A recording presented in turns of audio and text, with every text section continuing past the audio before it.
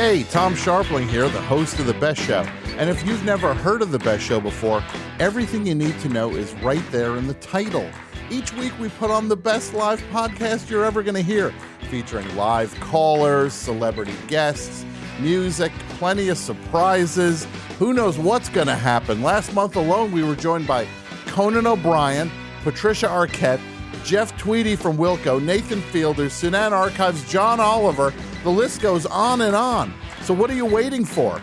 Join us live every Tuesday night on Twitch at 6 p.m. Pacific time, and find us the next day on the Forever Dog Podcast Network and wherever you find podcasts.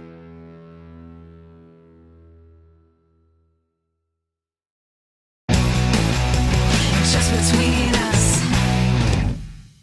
If you're looking for a new podcast, might I recommend our podcast? Hi, I'm Gabe Dunn. And I'm Allison Raskin. We have a weekly show called Just Between Us, where we explore every kind of topic out there. From mental health to sexuality to animal behavior to science. We love to interview fascinating people about their various expertise. We also answer listener questions and play a very silly game called Hypotheticals. You're not going to want to miss it. It's unhinged. And if you don't want to trust our word for it because it's our show, you should know that the iHeart Podcast Awards nominated us for Best Ensemble for 2023. That means that we are good at our jobs. Or we have good chemistry. Ooh. So check out Just Between Us every Wednesday. Guys, this is Succession. This is HBO. If you don't want to hear me talking about Logan Roy, talking about then don't listen to this. There are bad language words in this show. Hello, and welcome back to Slate Money Succession. People, this is the final season of Slate Money Succession because it is the final season of Succession. I am Felix Salmon of Axios. I'm here with Emily Peck of Axios. Hi, hello. I'm here with Elizabeth Spiers. And as ever, we are going to spend the next 10 weeks talking about every single episode of Succession, which obviously this is Succession, so we are fucking well going to be swearing. So, language warning. And every week we are going to have someone fabulous, but it's unlikely that we are going to have anyone quite as fabulous as Mr. Jim Stewart, who is our very special first week guest. Jim, welcome. Thank you. Great to be with you. Introduce yourself. Who are you? How do they not know? Wait, Jim, does anyone not know who you are? When was the last time you met someone who didn't know you? It's like, seriously. You need almost no introduction. Well, honestly, I hope there are people who don't know because I don't want to be, I'm not looking to be a huge celebrity. But I think for these purposes, the most relevant fact is I recently published with my co-author, Rachel Abrams, a book called Unscripted, which has been widely compared to Succession as a real-life version of Succession. But I want to make clear that in writing this book, I deliberately did not watch a single episode of Succession until the manuscript was done. Because early on, like the editor said, oh my God, this reminds me of Succession. I didn't want to even subliminally be affected by what was going on in the show. So I waited until I was completely done with that. Then I started watching it. And of course, I'm not the average watcher because I'm like, lines, leap out of me. I say, oh, you're right, that actually happened. And so it's been a fascinating experience. So the first thing that everyone thinks about when they watch Succession is the Murdochs. The second thing that everyone thinks about when they watch Succession is the Redstones. A lot of work does go into looking at real life events and, in the writer's room and trying to sort of incorporate them in ways true or not so true to life. The big picture here, how, if you look over the 3 seasons and 1 episode of Succession that we've had so far, how much of that were you thinking, oh, wow, yeah, this is Sumner right here? Yeah. I mean, I guess I would just say roughly, I think Logan has many characteristics of Sumner Redstone. I would say he's he's more Sumner than he is Rupert Murdoch in terms of character. Although Sumner, the real Sumner, is in many ways more extreme than Logan Roy, and his behavior is more kind of off the chart. So I'd say he strikes me as like maybe 60, 70%. What you're saying is like it was just too extreme to be believable in the TV shows. They had to kind of like tone it down a bit. I think so. I mean, especially the sexual escapades of Sumner's entanglement with these mistresses that, actually have, we could talk more about that. But then, but Sumner, I don't know really quite how to put this. He's a fascinating, but in many ways horrible human being. And I guess in the Great Hall of Judgment or something, Sumner's worse than Logan Roy. But so there's all that. Then the drama with the children. I mean, Rupert has four children who are in various forms of rivalry over the future of the Murdoch media empire. I think at this point it's up to 6. Like we have to include Is it 6 Chloe and now? Grace. Yeah, right. Okay, but that part of Succession is much more Murdoch because Sumner drove away his son, who exited the stage, sold out, disappeared, and has really basically never been seen from since. And his daughter is really the only person. The children were not vying for any kind of control or banding together, any of that. On the other hand, the Sumner Sherry Redstone relationship is in many ways, I think, modeled on the Logan Siobhan relationship. And there are, including in this latest episode, there are like lines that are almost word for word out of quotations from Unscripted.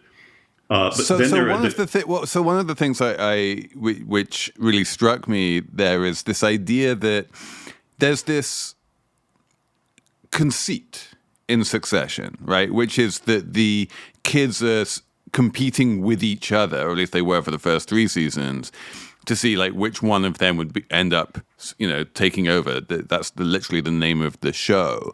But really, if you look at the Sumner Sherry relationship or the Logan Shiv relationship, even if it had only been one kid, like even then there would still be this struggle. Even then there would still be this dramatic tension because like the Sumner / Logan patriarch character doesn't want to hand over to anyone, even when there's no one else to hand over to. Right. And that's very, very much the case in the Redstone situation in Unscripted, where you see the relationship, which we do explore in great detail in the book, between Sumner Redstone and Sherry Redstone, between a aging, powerful, wealthy, incredibly wealthy father and the daughter, is, I think, fascinating. I don't think it's been explored that much in nonfiction context. This, the relationship between a father and a daughter, fathers and sons, mothers and daughters. Mothers and sons seem to get more attention. Fathers and daughters, I think, not so much. But it's very clear that Sumner Redstone was an extremely competitive person like Logan Roy. And he treated, in many ways, his daughter as just another competitor who had to be vanquished. He couldn't stand, if she beat him in tennis, he couldn't stand that. If they played a betting game on the jet, then he changed the rules so he would win. He just somehow, he viewed everyone as a competitor, but somehow especially his own children and his own daughter, which, I think competition in any relationship, whether it's, a romantic partnership or family relationship like that, can be very destructive. And you see how it is there with that. Then I just want to add, too, that there's another family here, which figures very prominently in this first episode, which is the Pierces. The Pierces seem to me to be modeled very much on the Bancroft family, which once owned the Wall Street Journal and controlled the Wall Street Journal. And that is, of course, taken from the Murdoch playbook. I guess I think some people think it's the New York Times family, And the veneer of the Pierce properties does sort of have some New York Times elements, but the real life counterpart that I think Murdoch himself lusted after the Wall Street Journal all these years, and finally, after many efforts, got control of it. That was the Bancroft family. And since I also worked at the Wall Street Journal many years, and I knew that I got to know the Bancrofts reasonably well when I was there. I mean, I saw them at board meetings. I occasionally, be at cocktail parties with some of them. And they were very much like the Pierces. They're the old money here.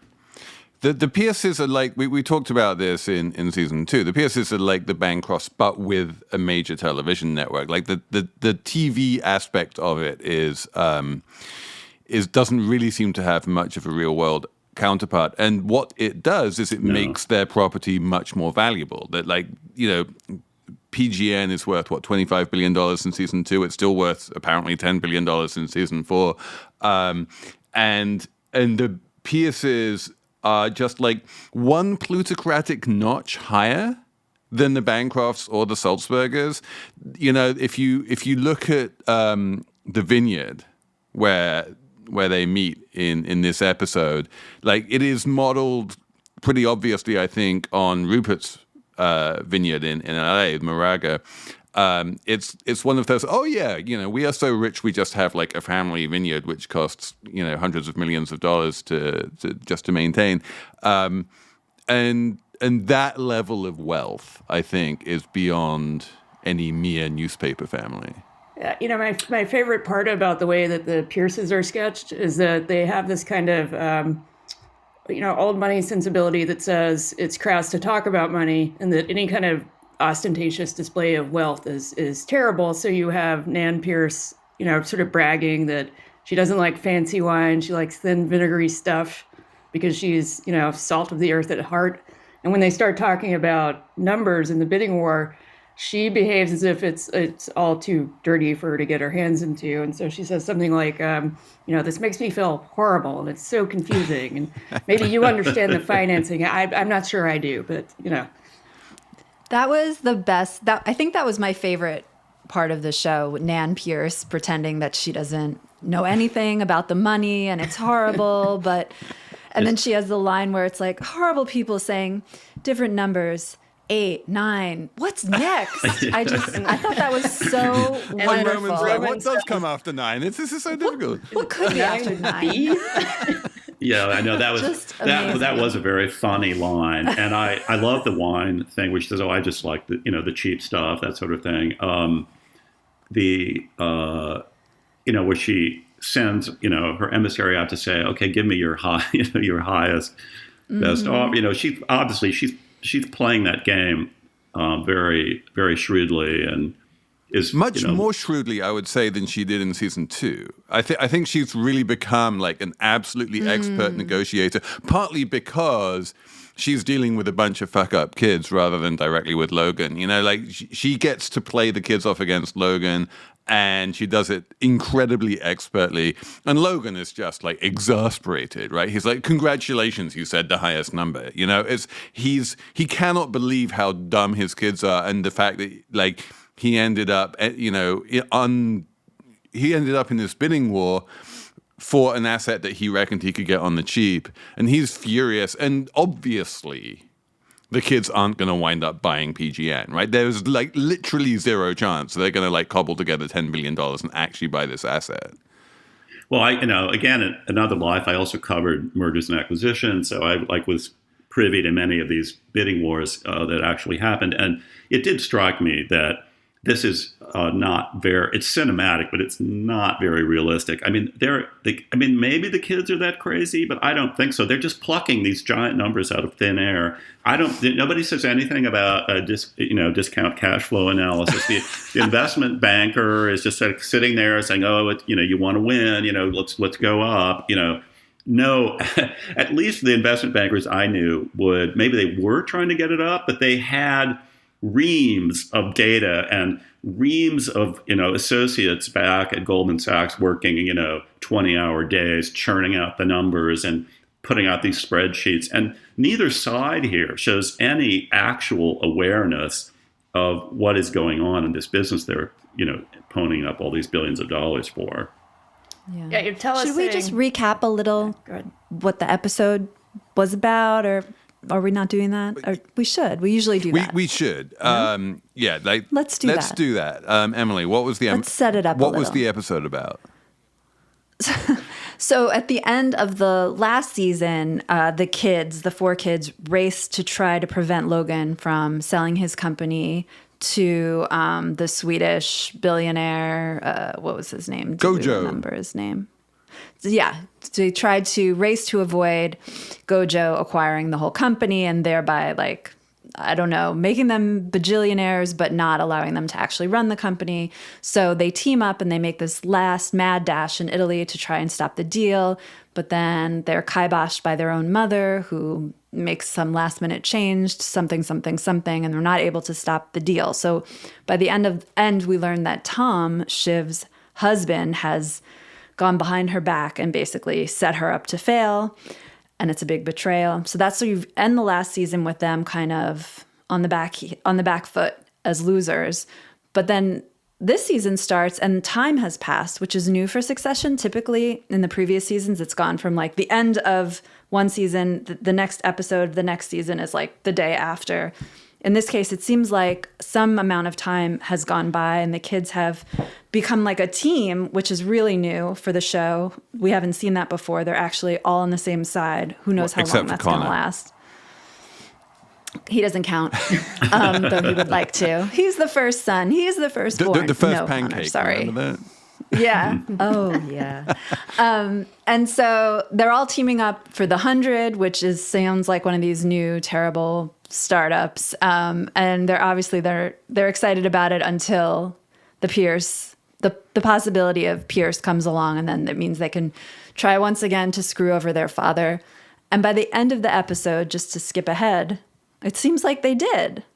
Well, Screw over their father. But you're saying it's fleeting and short-lived. well, I mean, so the entire premise of this acquisition is that the Gojo acquisition is going to close in 48 hours, and then they're all going to be billionaires, and then they can use their money from the Gojo acquisition to go off and become media moguls. And plan A is to do the 100, and then plan B is to acquire Pierce. And spoiler alert, none of us has seen even episode 2, let alone episodes 3 through 10. But I'm just going to say that the Gojo acquisition is not going to close in 48 hours. Because at that point, Logan stops being the patriarch, right? He's not really in charge anymore. But I think we should just quickly mention the 100, because the 100 is hilarious, right? Quote, Yes. According to Kendall, it's Substack meets Masterclass meets The Economist meets The New Yorker, which is Sounds such a great. great Kendall line. Yes. All It's of very- Kendall's best lines are just super deadpanning business jargon all at once, and then having Roman react to it. So, Yeah. but this Kendall is sounded a little bit incredibly- like a semaphore to me. Semaphore / Puck. Yes, absolutely. But it's like the 100 most influential people in the world, and we're just going to get them in one place, and they're going to put out newsletters, and then it's going to be worth billions. And this is such a great idea. Why hasn't anyone done it? I love that he says at one point, it's going to be, the biggest experts on the Arab-Israeli crisis, AI, and gourmet food. Hot topics, all. But Jet, it's just on this side of believable. Like, I can easily believe someone launching this, if they had $3 billion and a bunch of ambition. Like, it's not the dumbest media idea I've heard this week. No, I agree. But I will say one thing that is bordering on hard to believe, and talking about whether the Gojo deal is going to go through, that they would be financing here's another spoiler alert, $10 billion acquisition of the Pierce interests before they have actually gotten their money from the Gojo sale is pretty hard to believe. I don't know any investment bank on Wall Street that would go out on that limb. I mean, they might be ready, when the money hits, to then move, but they're not going to enter into some kind of binding agreement. This before isn't a that binding deal is agreement. closed. It's an indicative something, something, something. Yeah, it's true. Nobody's signed any paper by the end of episode 1. Yeah, no, this is like playing the genteel Nan Pierce game of like, we will be, polite and mention a number, and you will be polite and say, well, okay, jolly good, now I'm committed to you. And then we will get, my people will talk to your people, and when everything closes, we'll sign the requisite pieces of paper. And then at some point, you will wind up with $10 billion in your bank account. Let's hope it isn't at Silicon Valley Bank. And then, everything will be fine. Well, one thing I did find interesting was the children's sort of ruminations about how they want to be. They don't want to just be rich people. They want to be forces. They want to be players. They want to be sort of at the table.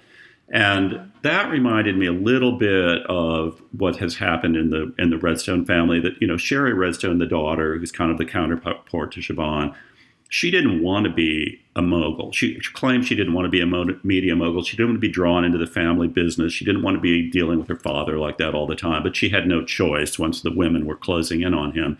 But once she was in power, once she had that, once she's at Sun Valley mingling with the top moguls of the world, she liked it. She came around. She suddenly enjoyed being the chairman of a giant media company. So I found that very plausible, that if not that I've been in these positions, but once you kind of have a seat like that, it's very hard to give it up. And I think that's why you find in many cases the media mogul types do cling to power. It really, right. It's like, fun. aren't you happy with your $1 billion?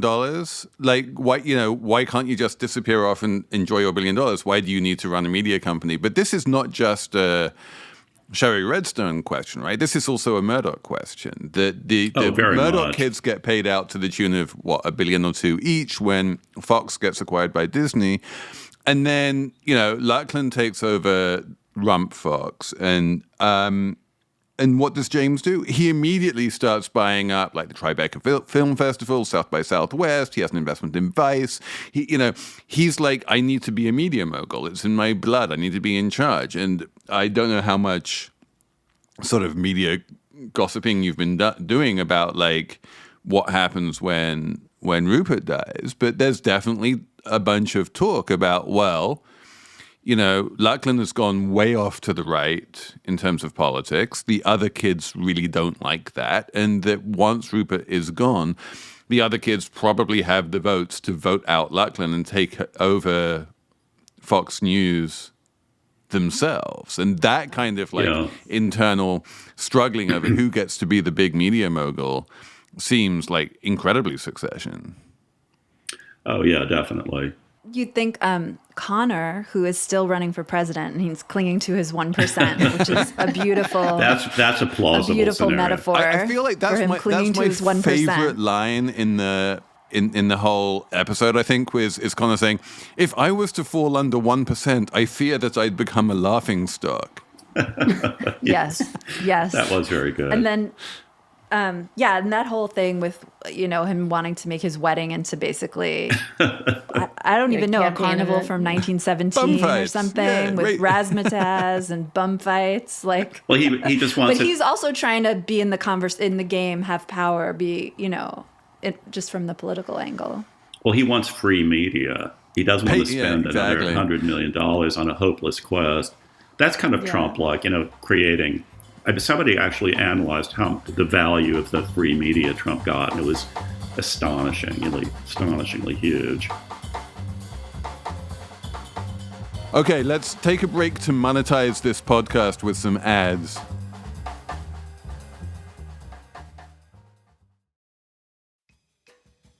Support for this podcast comes from Wise, the universal account that lets you send, spend, and receive money internationally.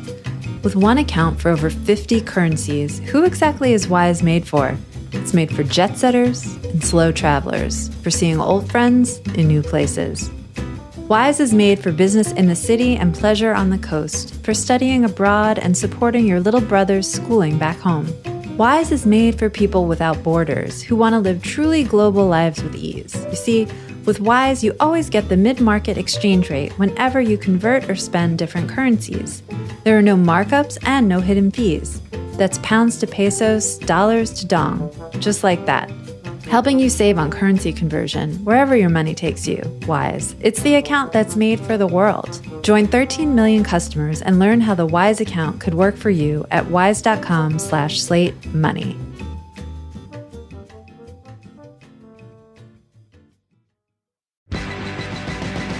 Hey, Tom Sharpling here, the host of The Best Show. And if you've never heard of The Best Show before, everything you need to know is right there in the title. Each week we put on the best live podcast you're ever going to hear, featuring live callers, celebrity guests, music, plenty of surprises. Who knows what's going to happen? Last month alone, we were joined by Conan O'Brien, Patricia Arquette, Jeff Tweedy from Wilco, Nathan Fielder, Sunan Archives, John Oliver. The list goes on and on. So what are you waiting for? Join us live every Tuesday night on Twitch at 6 p.m. Pacific time, and find us the next day on the Forever Dog Podcast Network and wherever you find podcasts.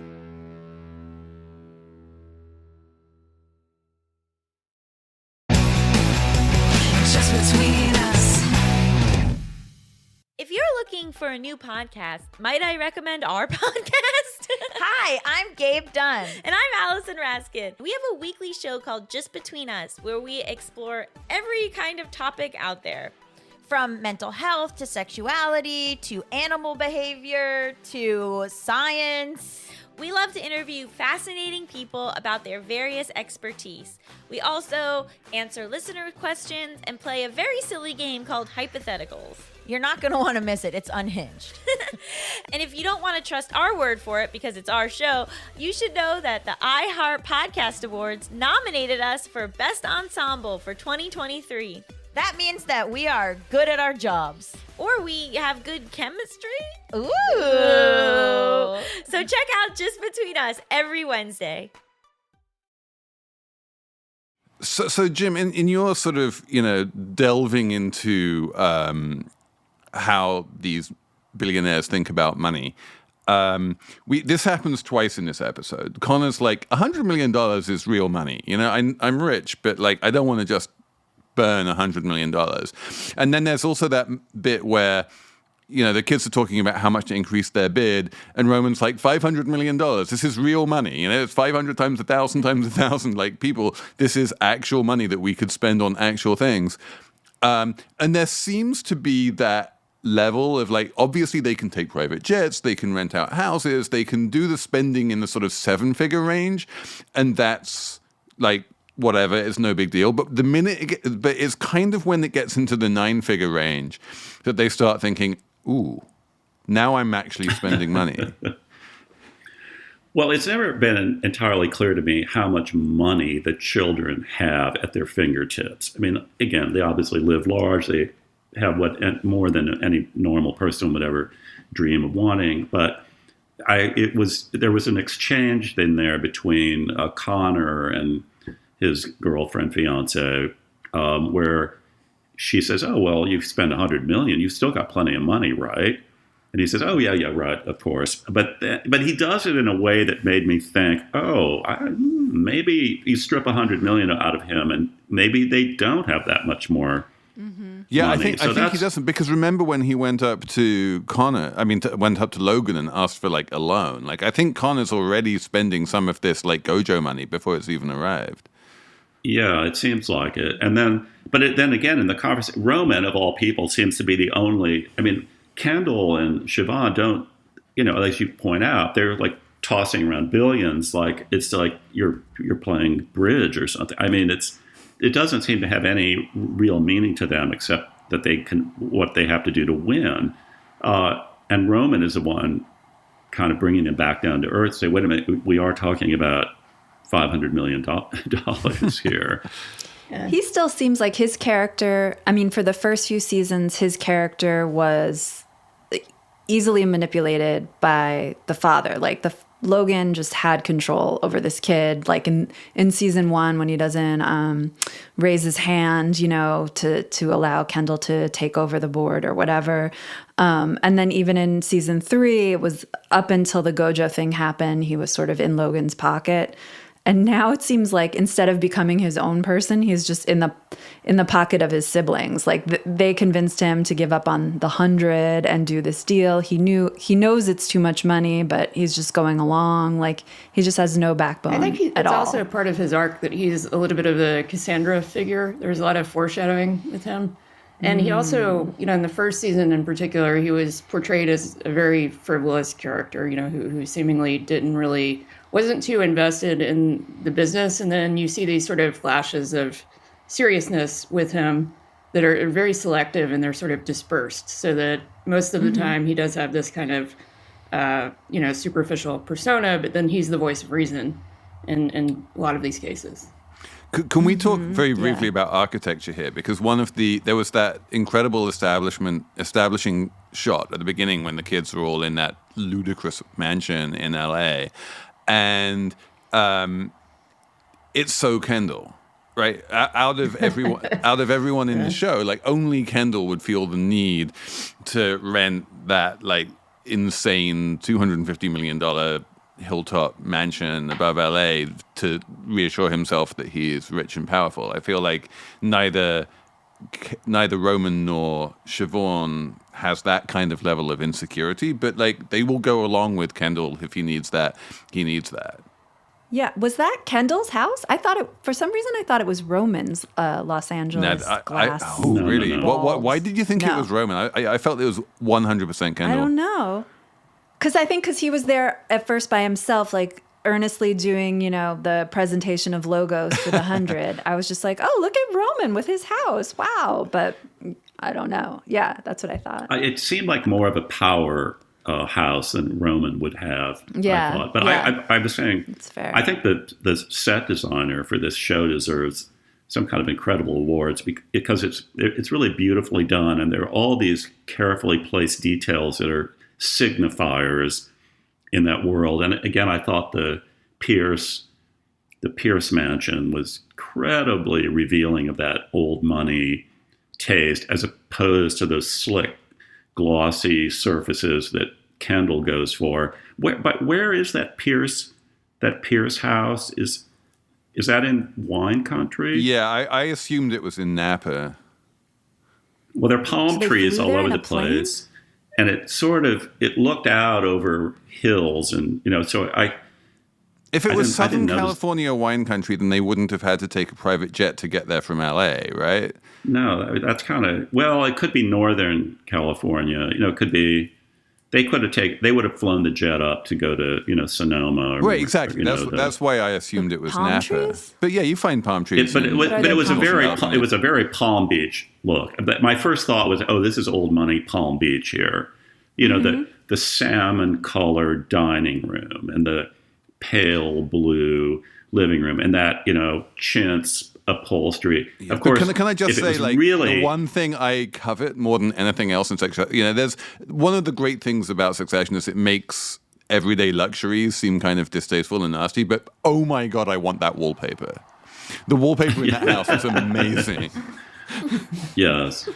The real old money crowd there, I think you would have noticed a little threadbare, something that really needed to be reupholstered, but they're not going to actually bother to do that. I mean, maybe you could have pushed that just a little bit, but then by contrast, like the Logan's dark wood paneled, baronial, masculine looking apartment that he's in for the birthday party. I mean, this stuff is all pitch perfect and really does convey, these character traits of the occupants. Would Sumner Redstone have wired his entire apartment with like CCTV cameras? Oh yes, I mean that's actually true because the Beverly Park mansion, Sumner's Beverly Park mansion, was completely wired with cameras, which the things that were recorded on those cameras go way beyond anything I've seen on Succession. But yes, absolutely, that is right out of the Redstone playbook. The other thing I need to ask you about the Redstone playbook is the absolutely wonderful way that Carrie introduces herself to Greg's girlfriend. Greg's like, this is Carrie, and she's like, That's really I'm his friend, assistant, and advisor.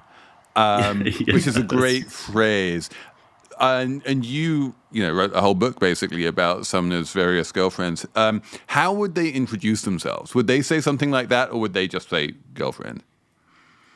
Or in the case of Sydney Holland, who even looks a little bit like Carrie, no, she would introduce herself as his fiancée. I mean, she wore the 9-carat diamond and flashed it around. And one thing I have to I never could quite get to the bottom of is, like, they were eternal fiancés. I mean, they were never actually getting married. In fact, she goes off and, like, supposedly becomes engaged to this other guy in the picture. And I don't know quite how she strung that along for so long.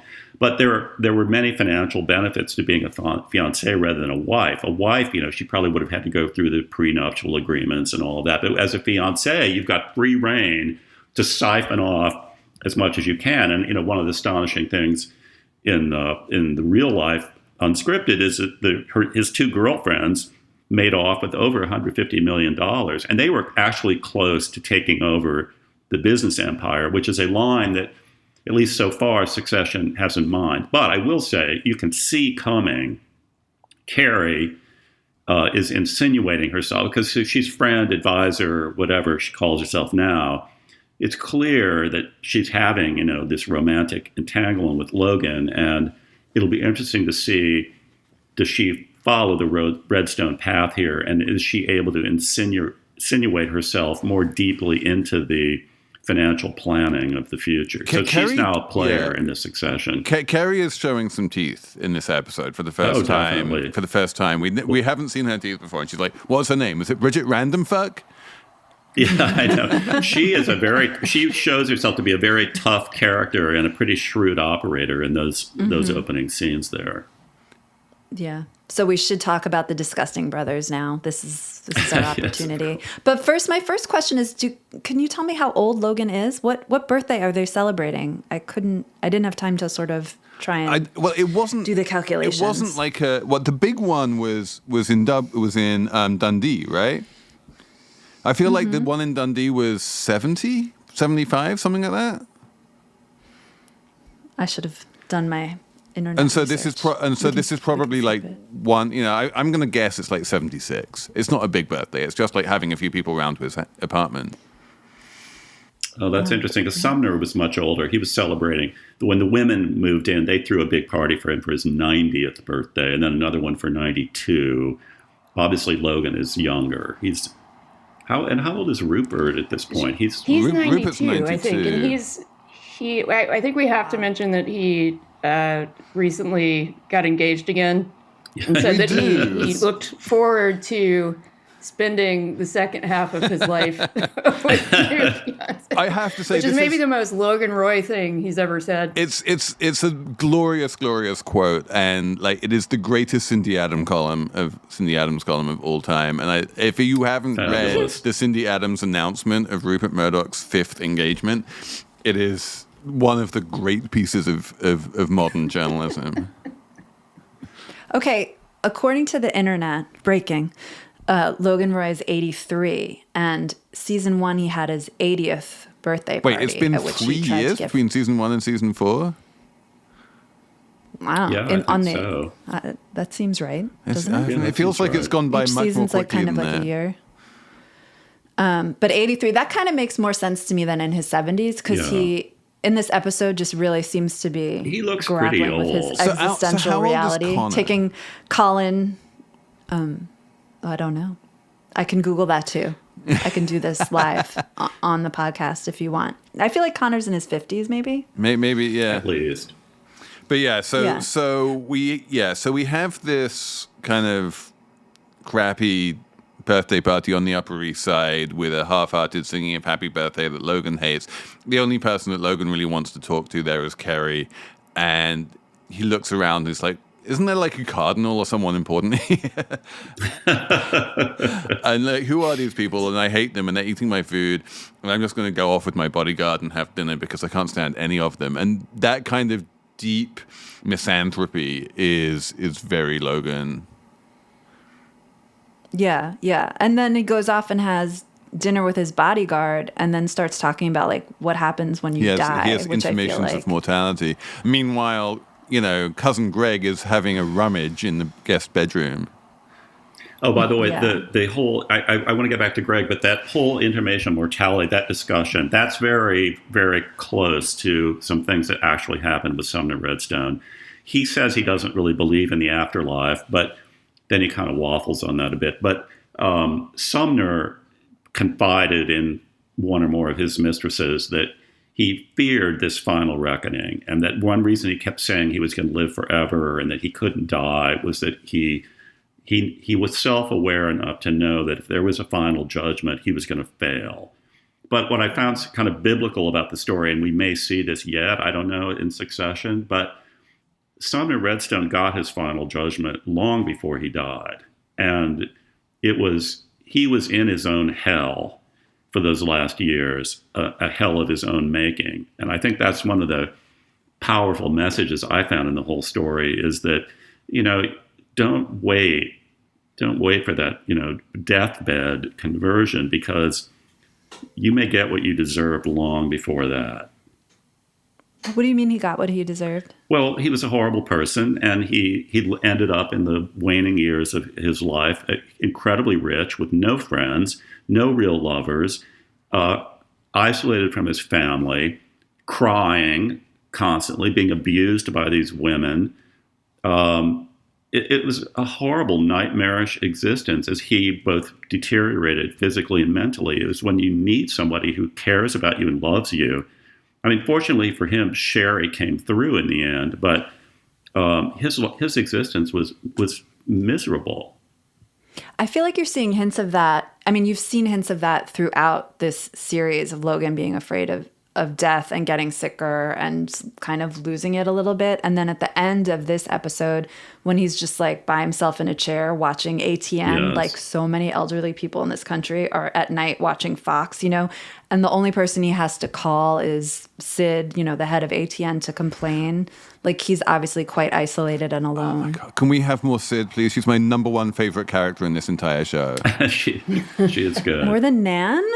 I don't know, This like show, Sid and and it's Nan. like I love Broadway Well, women. actually, you know who Yeah. used to be my favorite character and is now off in Milan shopping forever is Marsha. Marsha. That's a great line with it. She's shopping. She's shopping forever. That's when I realized, Carrie is, she's a tough character here. Oh, yeah. You don't get into that position if you're not, right? But What were you gonna I say? diverted from Greg and Tom because they're big in this episode. Yeah, and can I, Huge. also just when you come into the design aspects of it, they both have extremely expensive, very well-fitting suits on, which is new for them, right? We remember back when the kids were all making fun of making fun of Tom for looking like a Midwestern accountant, salesman guy in Roman's apartment. And now suddenly Tom is looking extremely sleek at this party, very smoothly, well put together. And even Greg is, right? Even Greg is wearing like clearly a bespoke suit. Like when you're that tall, you need to have this stuff like made to measure, and it was, right? And they have both like climbed up to the point at which Greg can just like waltz into the birthday party and say, well, I'm a cousin, I get a +1, which, back in the early seasons, he would never have had the chutzpah to do that, let alone to, go for a rummage in the guest bedroom. I mean, the clothes in the show are amazing to begin with. There was a great New Yorker piece, I want to say last year, that just talked about the fashion choices on Succession, how reflective they are of very specific, nuanced hierarchies of class. So the fact that, Tom starts out wearing this very puffy jacket and Roman says something like, "Your jacket puffy enough?" And sort of points it out. But there are also more subtle things, Logan and Kendall are often wearing the same black hat, and particularly when they might be aligned or there's some hint of that. So along with the set design, the costuming is incredible. Yeah. Shiv was and very beige. the girlfriend's purse. The girlfriend's purse. I mean, well, yeah, no, Bridget random fuck. It's like, she walks in with these like ankle boots and white socks and just like stands out like a sore thumb. Like Logan sees her coming in the door and it takes him roughly 1 second to go, who the fuck is that, right? She clearly doesn't belong. And then she tags Bun Pierce in an Instagram photo, and that's how Kendall finds out that Logan is bidding on Pierce. Yeah, Yes, that's a great twist. And then she wants to take a selfie with Logan. That pretty much said it all. But Greg was more assertive here than the previous season. I mean, at one point he says, "Well, look, I'm a cousin. I'm a member of the family. I'm practically a son," or something like that. I mean, he's really asserting his right to be at the table here in a way that I don't think he did in previous episodes. Yeah, I think maybe there's this sort of kid-shaped vacuum now in Logan's life with the three, all being persona non grata at this point, and he's like, I can just step into that hole and take the place of like some other fuck up like Roman, and how hard can it be? And maybe he's not wrong.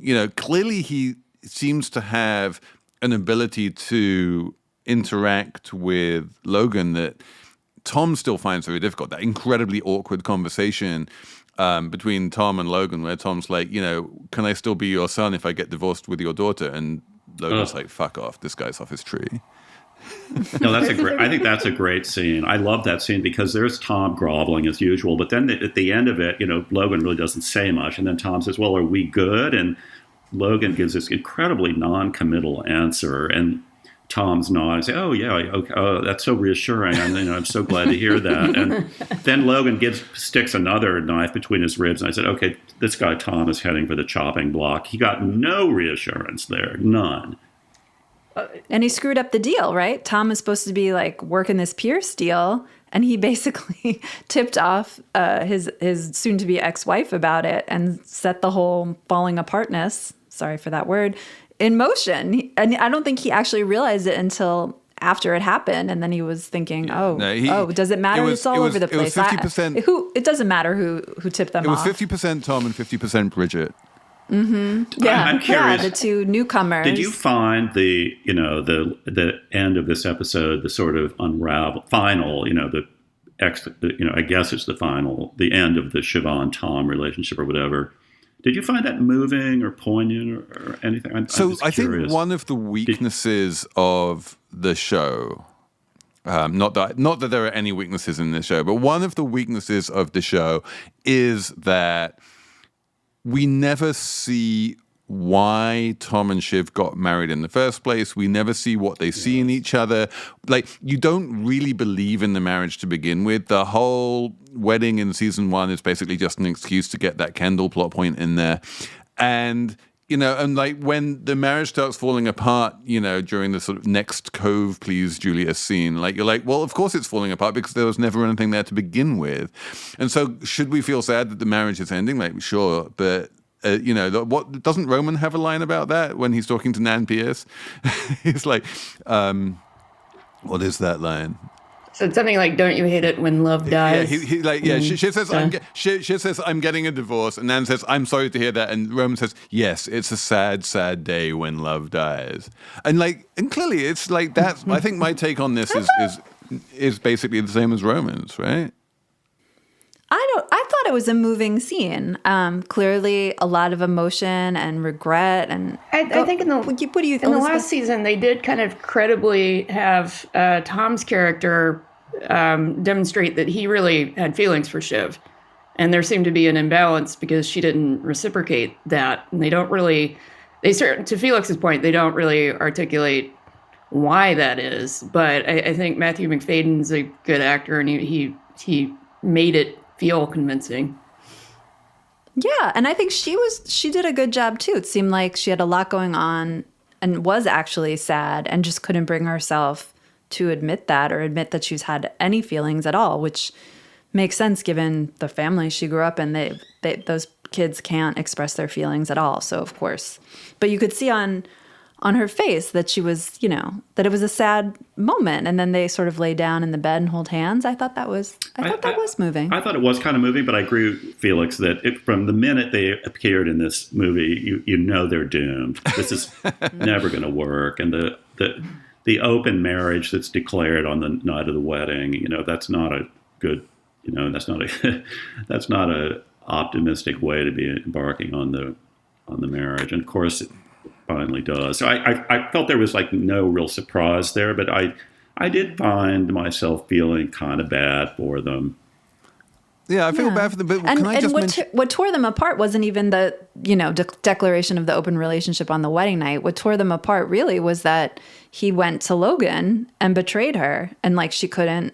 That was it. That was the end. Like Logan basically destroyed their relationship, and that whole competition you were talking about earlier sort of manifested in that way.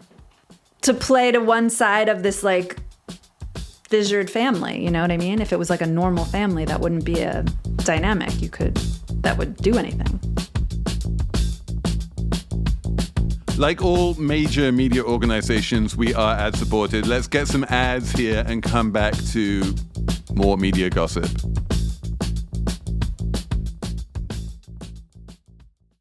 Hey everybody, it's Tim Heidecker. You know me, Tim and Eric, Bridesmaids, and Fantastic Four.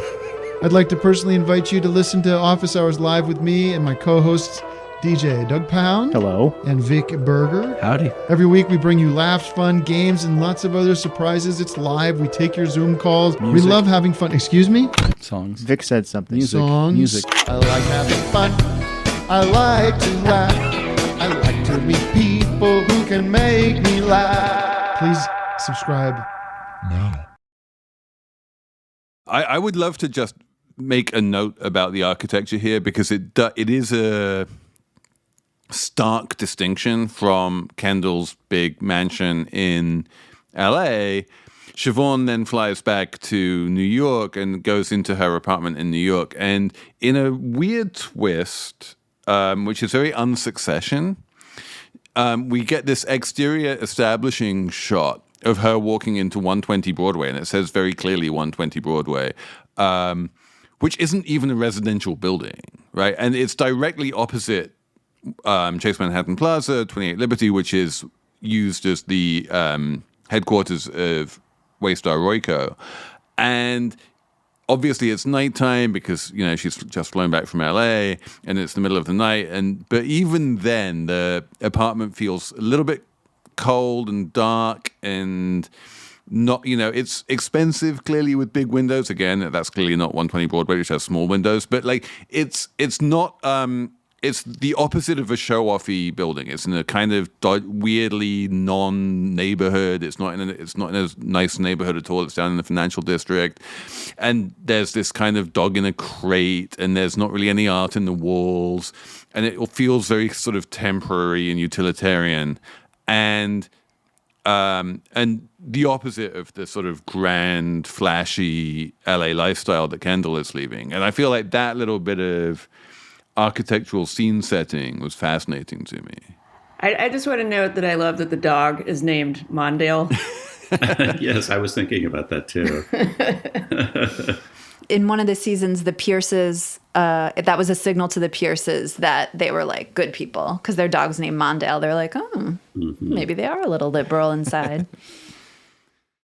We should do some favorite lines here. Jim, did you have a favorite line in this episode? Well, we've mentioned some of them as we've gone along. I don't know that I'd call this a favorite line, but one that really leaped out at me as being so close to a Redstone thing that's in Unscripted is when Logan gets on the phone and wants to say to his daughter, I won't use his language, but you've never done a thing. You've never accomplished anything. You are you're a failure. It was scathing, and it's exactly what Sumner used to write emails like that to his daughter, Sherry. But unlike Logan, he would copy the top executives at his companies and members of the board. Oh my God. And would call her names that, I'm not going to repeat even on a podcast, so that everybody saw this. I mean, it was cruel and humiliating. But that line really leaped out at me as being exactly the way Sumner treated his own daughter. And here's Logan, it's not enough to just like lose this takeover battle, but he's, heaps this scathing criticism on his own daughter. That made a big impression on me. And again, very, very true to life to the Redstone situation. Emily? I like the line. I mean, I already said my favorite line, which was 8-9, what's next? But I guess the runner-up would be 9B. They have the Saudi investors just like waiting outside the house, and they keep putting them off. And then Kendall says to his assistant, Jess, find them a journalist to burn with cigarettes while they wait. And it was just, and she kind of like waits a beat and then fake laughs. And I thought that was great. That was like, these are the media awesome. moguls, people. They do not care about the media. Elizabeth. Yeah, my actual favorite was Roman replying to different people saying different numbers and saying, it's so confusing. What comes next? 9B? But I also have some notes on, besides Kendall's explanation of the 100, where he calls it Substack meets Masterclass meets The Economist meets The New Yorker. It was also described as an indispensable bespoke info hub or a high-calorie Infosnacks. So I love anything Kendall describes in business jargon. Infosnacks. Yeah, no, that was. I know about those. My favorite version of that was when he says, "We have an ethos of non-profit, but packed crazy margins."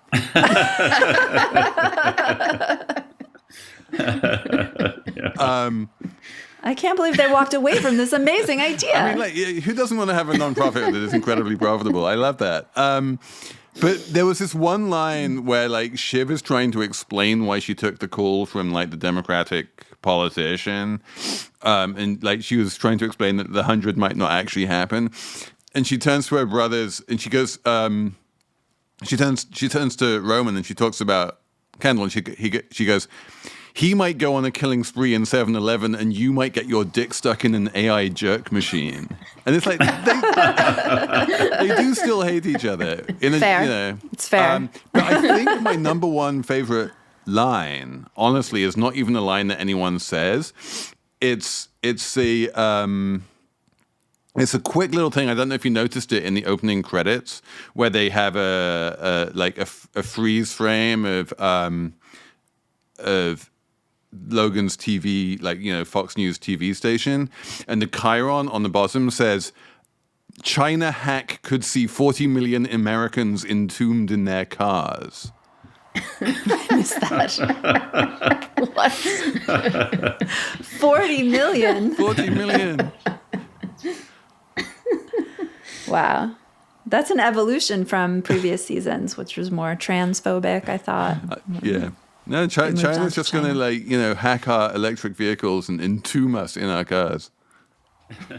Oh, shoot. I wanted to ask you all. I was trying to understand that Gojo deal because Logan keeps saying he has ATN. So is the Gojo deal going to wind up being like the Fox Disney deal where he gets to keep, the gross TV station no one wants kind of a thing? Yeah, I'm a little bit unclear about that because assumption? Is this a merger of equal? Is this is Gojo buying Roystar Waco and then spinning off ATN so ATN just becomes Fox Corp? Or is this Logan is still running a bunch of the combined company and also doing a fill-in acquisition of PGN at the same time? I don't know. It's confusing. I can't wait to see the next week's episode. Can you all please email us on slatemoney@slate.com and explain the structure of the Gojo Waystar deal, because we need to have this explained to us. I need to understand how it works. Yeah, I agree. It was confusing. Yeah. Hopefully all will be revealed. And let's remind listeners that Felix has predicted the Gojo deal is going to fall apart and the Pierce deal is going to fall apart. So we'll be holding Felix to that throughout the season. Let me just say this, right? We've had 3 full seasons of media moguls trying to do deals, and so far we haven't had a single deal actually get done through to fruition. I feel like this is a safe prediction. Nothing ever actually happens in this show. The Israeli AI company. That was acquired. It was? Oh, yes. Okay. Yes. That's the one. On which predictive note, I think we will just wait and see what happens in season 2, and we will be back next week for a season 2 recap. Thanks for listening. We'll be back on Saturday with more regular Slate Money and Jim Stewart. Thanks so much for coming on. It was fantastic. That was lots of fun. Thanks to Patrick Fort for putting this whole show together.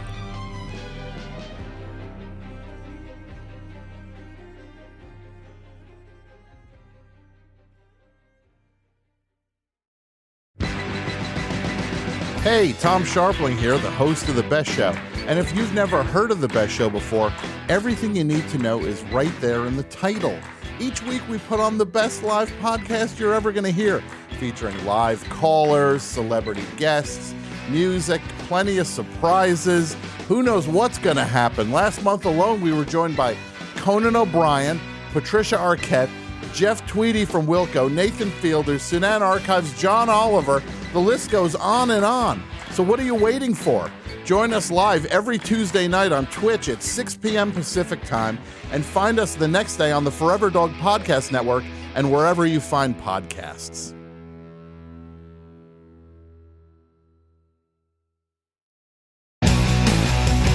Just between us. If you're looking for a new podcast, might I recommend our podcast?